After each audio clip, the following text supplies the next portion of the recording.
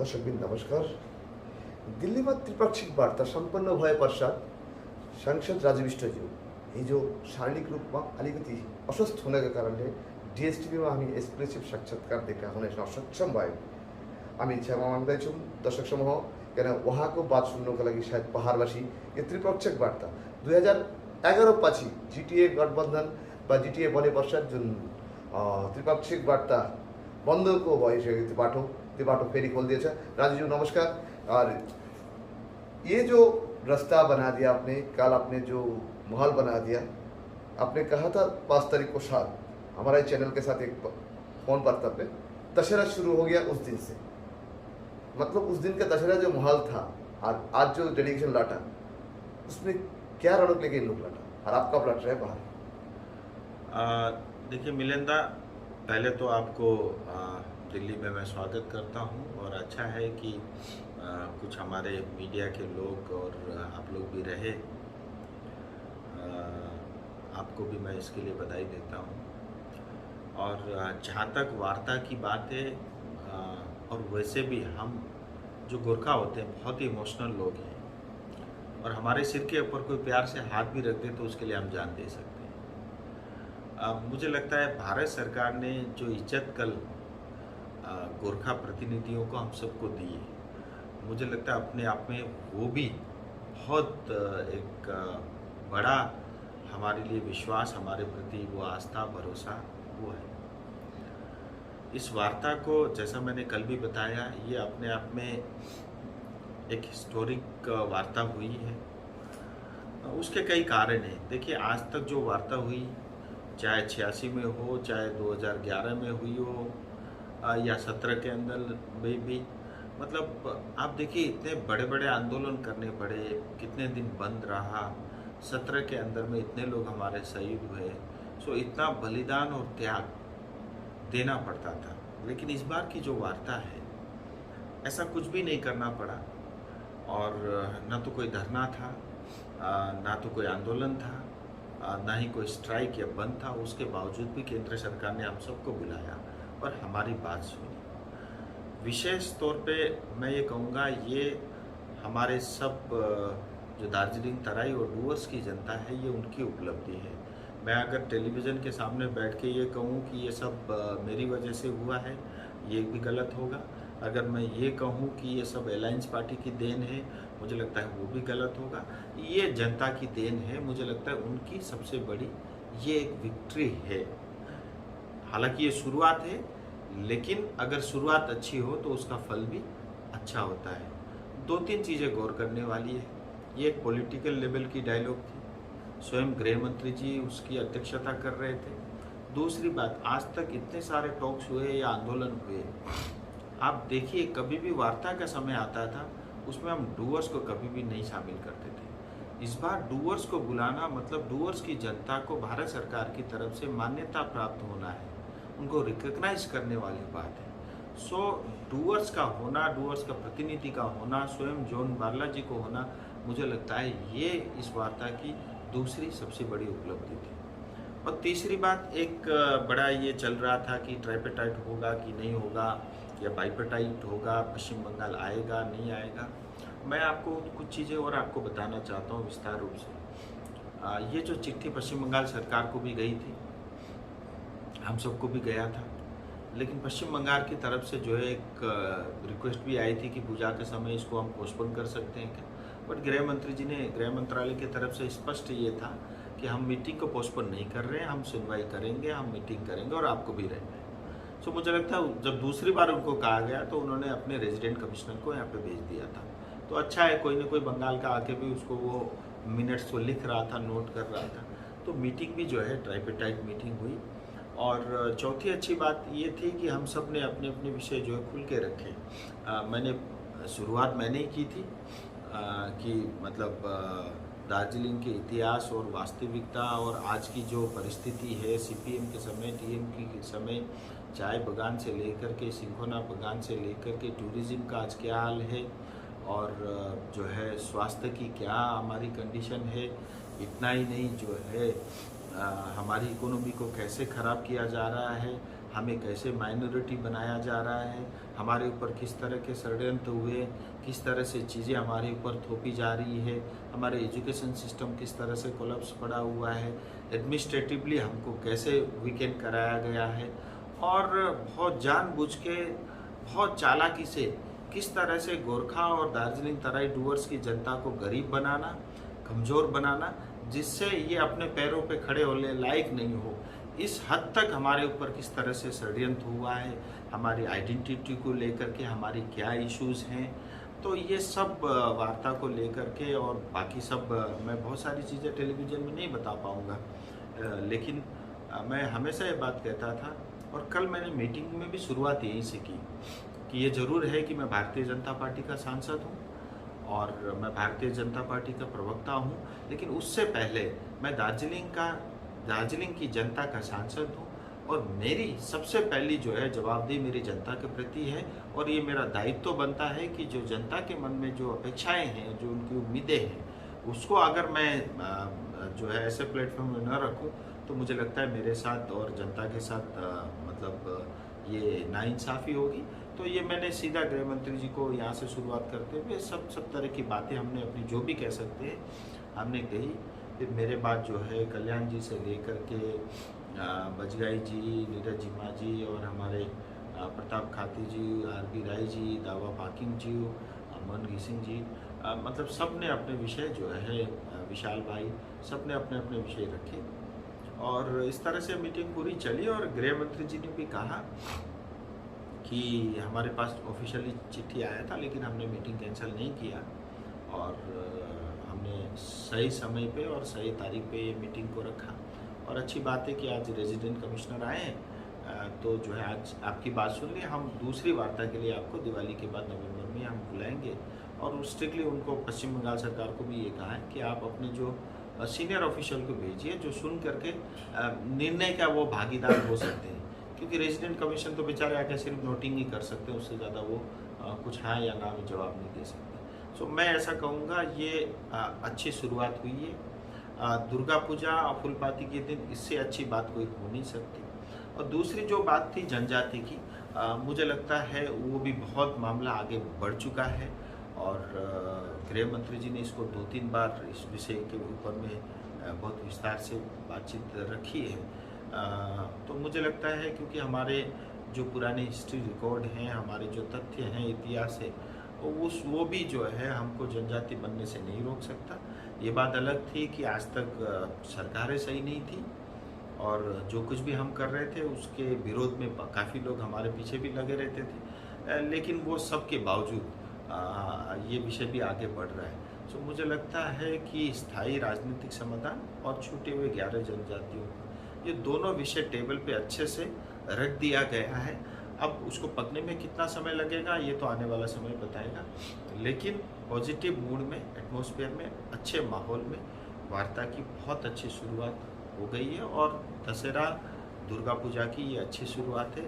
मैं दशहरा दुर्गा पूजा की शुभकामनाओं के साथ ही समस्त गोरखा जातियों को कल की वार्ता के लिए भी बधाई देता हूँ। और 2-3 चीज़ें मेरे मन में और थी, जैसे इस वार्ता में काफ़ी पॉलिटिकल लेवल के नेता, कुछ विधायकगण आए थे, और जो है काफ़ी लोगों की इच्छा है, हमारे बीच में बहुत समझदार इंटेलेक्चुअल लोग भी हैं, और इसके साथ साथ जो है भारत में दूसरे क्षेत्र में रहने वाले जो गोरखा हैं, चाहे वो आसाम के हो, मणिपुर के, उन्होंने भी इच्छा जताई है। सो मैं आने वाले समय में प्रयास करूँगा सबके साथ बैठ करके हम जितने लोगों के साथ इस वार्ता के साथ उनको कनेक्ट कर सकते हैं, डायरेक्टली इनडायरेक्टली, उसके लिए भी मैं प्रयास करूँगा, क्योंकि मैं चाहता हूँ दार्जिलिंग तराई डूवर्स की जनता के लिए समाधान हो, 11 जनजाति हो, लेकिन उसके साथ ही मैं ये भी चाहता हूँ कि जो बाकी प्रदेश में रहने वाले जो गोरखाओं की समस्या है, चाहे वो अरुणाचल में बीआरसी की हो, असम का काफ़ी हद तक हो गया है, मणिपुर की कुछ अपनी समस्याएं हैं, इसी तरह जो है बाकी अन्य राज्यों में भी, मेघालय में भी कुछ उनकी समस्याएं हैं, तो मैं सब सुन करके मैं कोशिश करूंगा इसी के साथ उनका भी हिस्सा बना करके अंत में कुछ ना कुछ, जब भी दार्जिलिंग तराई डूवर्स की जनता के लिए ठोस हो, तो मैं उस समय ज़रूर प्रयास करूंगा कि तो सबके लिए कुछ मिले। मतलब उन सब के लिए भी उसके अंदर में कुछ ना कुछ हो, ऐसा लगे कि हर एक को कुछ ना कुछ जरूर मिला उपलब्धि है। हो। रजू जी, और एक बात जो है ना, आपने 3 बात यहाँ पे अच्छे से निकाल दिया। आगम जनजाति, साथ ही परमानेंट पॉलिटिकल सोल्यूशन, दोनों खुशी का बात है, दोनों ही बहुत नजीक में है कि शुरुआत हो चुकी है बात आपके कहने पर। जैसे देखिए, पहाड़ में कंफ्यूज क्रिएट हो गया था, जैसे आपने करीबन 2-28 महीने पहले एक जो वार्ता की शुरुआत से पहले आपने वहाँ पर डेलीगेशन टीम केंद्रीय गृह मंत्री अमित शाह जी के साथ मिले थे। उस वक्त कोई मिसकम्युनिकेशन हो व कोई कारण से हो, भले ही कुछ देरी हुआ लेकिन भले ही अच्छा भी हुआ, एक साथ आपने ट्राइबेट मीटिंग का रास्ता पे निकाल गया, लेकिन उसी का बहुत तो फिर नहीं, नौबत तो नहीं आएगा, फिर से नहीं तो तोड़ेगा। देखिए, मैं ये अच्छा हुआ ये सवाल आपने पूछा, क्योंकि बहुत सारी चीज़ें जो है समय पे ही बताई जा सकती है। बहुत सरल है, लेकिन कई बार हम लोग बहुत कॉम्प्लिकेट कर देते हैं चीज़ों को। मैं जब बिजनेस में आया तब भी बड़े बड़े चार्टर्ड अकाउंटेंट, IIT, IIM इन्हीं का खेल है धंधा, ऐसा लगता था, जबकि ऐसा कुछ नहीं है। इसी तरह राजनीति भी बहुत कॉम्प्लेक्स बना देते हैं जी। हम। सरल है, आप सीधा सरलता से भी इसको किया जा सकता है, लेकिन इसको हम ज़्यादा कॉम्प्लेक्स बना देते हैं, कॉम्प्लिकेटेड बना देता है। कॉम्प्लिकेटेड बना देते हैं, कॉम्प्लेक्स बना देते हैं। आप देखिए, अब जहाँ तक ये देरी हुई, ये देरी का एक ही कारण था, क्योंकि इससे पहले की वार्ता में कभी डूअर्स रहता नहीं था। नहीं और बाई चांस उस दिन हम तो जब मिले तब भी डूअर्स का कोई प्रतिनिधि नहीं था। तो हुआ यूँ कि जब वार्ता की चिट्ठी तैयार हो रही थी, सो डूअर छोड़ करके सबको जा रहा था।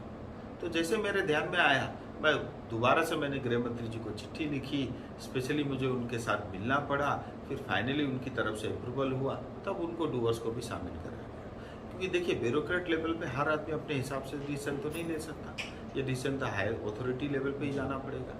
तो इन सब चक्कर में समय लगा, लेकिन कुल मिला के अगर 1-1.5 महीना ज़्यादा समय लगा, अच्छा ही तो हुआ।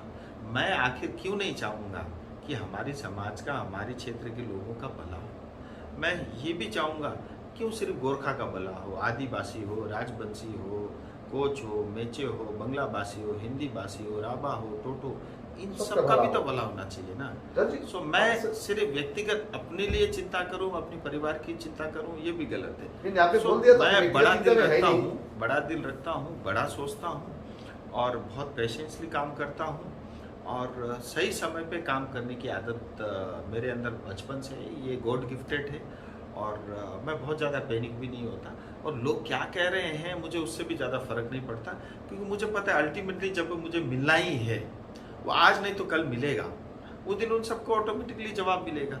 अच्छा रजू, और एक बात है ना, डुआर्स का एक समस्या चल रहा था, डुआर्स का मंत्री साथ डुआर्स का नेता लोग भी कुछ अलग डिमांड रखा था, लेकिन उन लोग को अपने कैसे मतलब कॉन्फ्रेंस में ले लिया जाए, चलो दार्जिलिंग का साथ डुआर्स का भी, दार्जिलिंग का जो हिस्सा बनेंगे जो भी बने परमानेंट पॉलिटिकल सोल्यूशन में, तुम लोग को भी शामिल करा दिया जाएगा।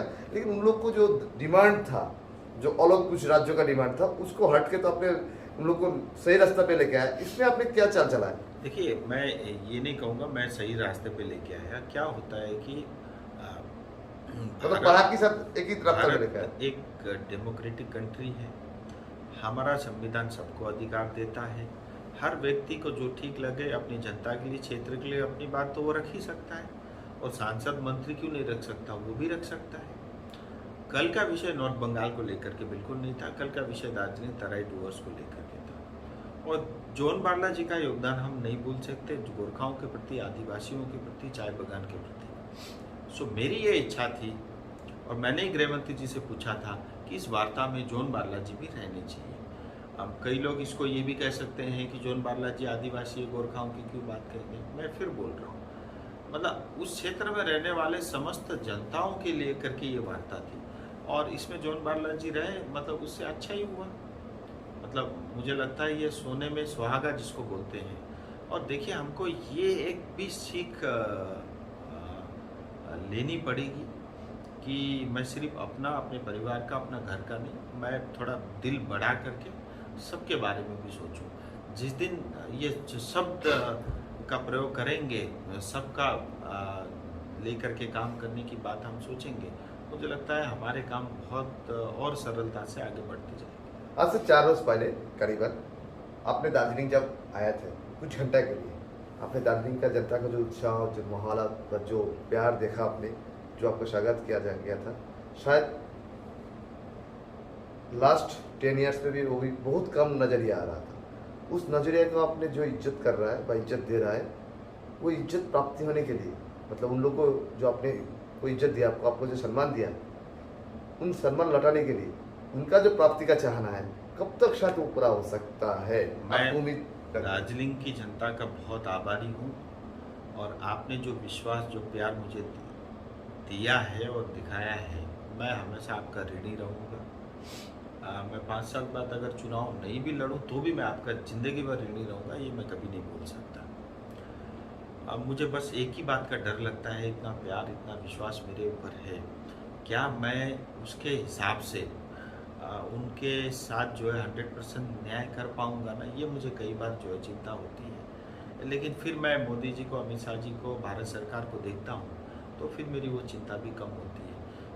मैं उनका ऋण तो कभी चुका नहीं सकता, ये कई जन्मों तक रहेगा। लेकिन मैं बहुत ईमानदारी से प्रयास करता हूँ कि हमारी जनता के साथ न्याय हो, और मैं कहता भी हूँ और उस चीज़ को प्रैक्टिस भी करता हूँ। मैं स्वयं भी ये कोशिश करता हूँ कि मैं अपने काम के प्रति न्याय करूँ, मैं अपने प्रति भी न्याय करूँ, और मैं बहुत ज़्यादा सोचता नहीं हूँ। मैं आज जिस समय जो काम करता हूँ उसको अच्छे से करूँ, ये ज़्यादा मैं चिंता करता हूँ, और मैं देखता हूँ ग्रेजुअली सारे काम होते रहते हैं। और जो स्पेसिफिक है, बहुत मैं आभार व्यक्त करता हूँ मेरी जनता का। लेकिन आपको मैं इतना भी आश्वासन देना चाहता हूँ, मैं आपके साथ हूँ, मैं आपके लिए हूँ, और मैं आपके लिए ही रहूँगा। आपके हक और आपके अधिकार के लिए मुझे जिस हद तक भी जाना पड़े, वो भी मैं ज़रूर करूँगा। मेरे लिए मेरी जनता मेरे भगवान है। राजू जी, लास्ट क्वेश्चन ये है, आपने कुछ गोरखा समाज की सीतारा को लेके आपने यस्टरडे डे बिफोर यस्टरडे एक अपना बैठक किया था। गोरखा सीतारा जो बोलते हैं, लेफ्टिनेंट शक्ति गुरु साहब, महेंद्र पीलामा साहब, मनीष तवांग साहब, साथ ही आपने कुछ दिन पहले बोला जो आसाम के गोरखे मित्र जो है आपका, उनको भी आप साथ में बनाएंगे। सिविल सोसाइटी से कोई बंदा आने वाला मीटिंग में भाग लेंगे, ऐसा कुछ उन लोगों को भी सहभागिता रखेंगे, आपने कुछ ऐसा सोचा? देखिए, स्पेसिफिक मैं नाम लेके नहीं बोलूँगा। नहीं, क्या आपने उनके साथ मीटिंग भी किया था? एक तो जिन लोगों के साथ बैठा, उनको बहुत नॉलेज है, हम इसीलिए सितारा बोला, उन लोगों को गोरखा सितारा बोला, पूरे विषय के बारे में, और उनका अपना जीवन जो है बहुत अपने आप में एक अनुभव से भरा हुआ है, और जिस भी फील्ड में वो रहे, उन्होंने वहाँ पे जो है बेस्ट करके दिखाया है या दिखा रहे हैं।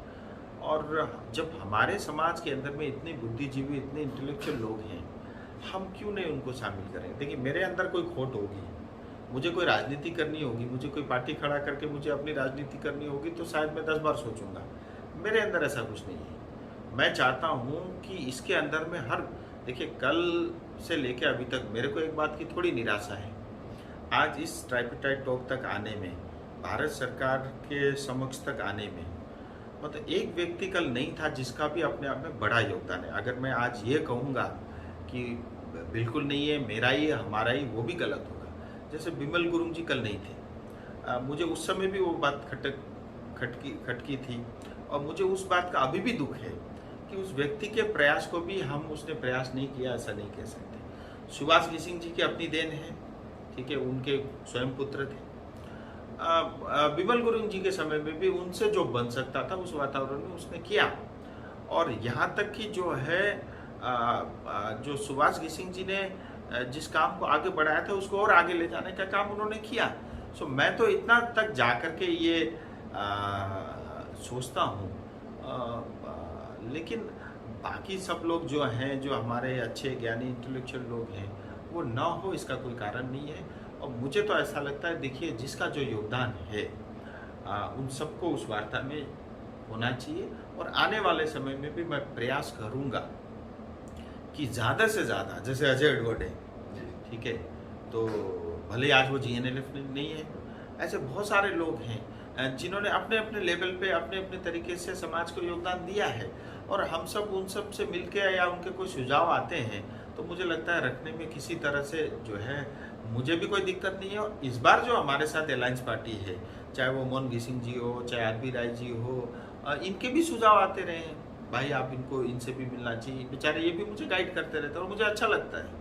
और इसी तरह से बीपी बजगाई जी हो और दवा पाकिम जी हो, प्रताप खातिर, ये सब लोग बड़े दिल वाले हैं। और मैंने एक चीज़ देखा, आप देखना इससे पहले जो वार्ता होता था उसमें गलत क्या होता था कि कोई एक ही पार्टी के 3-4 लोग आते थे, कुछ पता ही नहीं होता था अंदर क्या बात हुई और बाहर जाके क्या बोल रहे हैं। लेकिन इस बार की जो वार्ता हुई उसके अंदर में प्योरली एक जो है डेमोक्रेटिक वार्ता थी, जिसके अंदर में 6-7 पार्टियों के अध्यक्ष आए हुए थे, विधायक थे, सांसद थे, हमारे जोन बालाजी थे, और सब कुछ ऑन रिकॉर्ड, वो तो मिनटाइज है। सो मुझे लगता है ये परंपरा ज़्यादा अच्छी है, और हम जितनी चीज़ ट्रांसपेरेंटली करेंगे हमारे क्षेत्र के लिए भी अच्छा है, जनता के लिए भी अच्छा है, और देश के लिए भी अच्छा है। राजा जी, अंतिम क्वेश्चन, आज अष्टमी है, काल से फुलपाती शुरू हुई है, परशु टीका का दिन है। हामी अभी हिन्दीमा नजाके नेपालीमा भन्छु, तपाईँले नेपालीमा केही सन्देश दिन चाहनुहुन्छ? यो दशैंको माहौललाई अझै रङ्गीन कसरी हुन्छ, एउटा नेपालीमा तपाईँले सन्देश दिनुहुन्छ? समस्त गोर्खा समाजका आमा बुबा, दाजुभाइ, दिदीबहिनी सबैलाई गोर्खे सलाम, र साथै यो फुलपाती, दशहरा, बडा दशैं, दुर्गा पूजाको धेरै शुभकामना टक्राउन चाहन्छु। र हामी सबैको प्रयासमा हिजो जुन वार्ता भयो, एउटा सफल वार्ता दिल्लीमा भएको छ। आउँदो दिनमा यसलाई हामीहरू अगाडि बढाएर लिएर जानेछौँ। एउटै प्रार्थना गर्न चाहन्छु, तपाईहरुको विश्वास र भरोसा यसरी नै कायम राख्नुहोस्। जनताले चाहेको र जनताले साँचेको अपेक्षा र आकांक्षा पूर्तिका लागि जुनै पनि हातसुगुन जानु पर्दा पनि हामीहरू गएर त्यसलाई गरेर देखाएका हुन्छौँ। र यो कोभिड महामारी सङ्कटको समयमा दुर्गा पूजा, दशैं मनाउँदा पनि कोभिड प्रोटोकललाई ध्यानमा राख्दै सामाजिक दूरी र मास्क लगाउँदै दशैं तिहार मनाऊ भन्ने पनि आह्वान गर्न चाहन्छु।